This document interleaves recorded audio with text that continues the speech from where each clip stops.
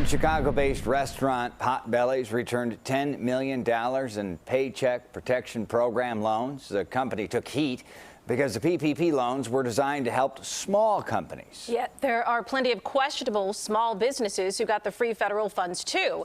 And when our Jermont Terry started digging into the data, the math just didn't add up. He's live in South Suburban Markham with this exclusive report. Jermont. Erica and Brad, in my hand is a list of every licensed business here in the city of Markham. You can see it's just a couple of pages long, but I'm going to pick up this stack. It is heavy and several hundred pages thick.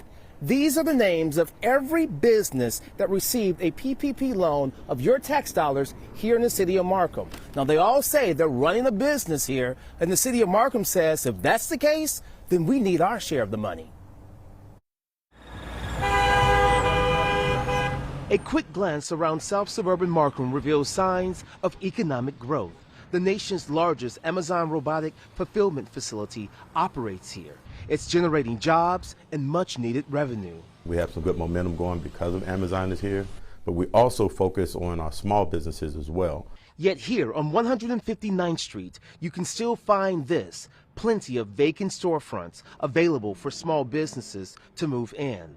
A prime opportunity, perhaps, for the more than 1,000 small business owners who applied for and received taxpayer-funded loans through the Federal Paycheck Protection Program, or PPP. The goal to help businesses stay afloat during the pandemic. There's just one problem. These businesses are questionable because we don't know about them. It's Derek Champion's job to know which businesses are operating in Markham.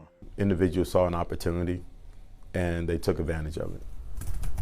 It all started when CBS 2 started digging into data from the federal government about PPP loans. Something immediately stood out. If taxpayers pumped nearly $28 million into local business loans, how are there still so many empty storefronts? We don't understand how could Markham have this many businesses and we're not seeing applications come through. According to the data, 1,733 loans were paid out to people who say they run businesses in Markham and should have these city stickers confirming that. There's just one problem. City records reveal only 311 businesses are licensed to operate in Markham. That leaves 1,422 that got PPP loans unaccounted for. If you really had 1,422 legitimate business operating within all these zones, you should have way more money coming in. A lot more money. The bottom line is what when you see this list? When I see that list, it's letting me know that something is going on. We thought the same thing, so we started digging. Our first discovery, the vast majority of people granted PPP loans in the name of small business run these businesses from homes, which makes sense for some.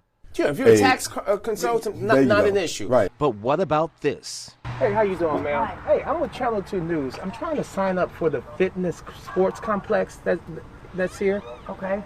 Where do I sign up? I have no idea. Are you familiar with it? No, I'm not. They have this listed as a sports complex. And is this a sports complex? No, it's just a house. It's just a house? And there's nothing in the basement or anything of that nature? There's clearly no fitness center operating in the middle of this residential neighborhood. Yet the man who previously lived here managed to get $20,000 of your tax dollars by simply applying for a PPP loan. Oh, you didn't get any of the money, right? No, I haven't seen him. He left here last year. I want to say, yeah. Okay. So is this coming as a shock to you? A little bit. When the person that operates this business received $20,000 from the government and having to applied a single dime towards the city of Markham, that is a clear indication of what to you? Fraud. We know for a fact that any kind of sports fitness business is not even allowed on this particular block. And it doesn't stop there. Do you see a hotel or motel here? Records show the owner of this farmland in Markham received 2 PPP loans for a total just shy of $50,000 to keep a hotel running.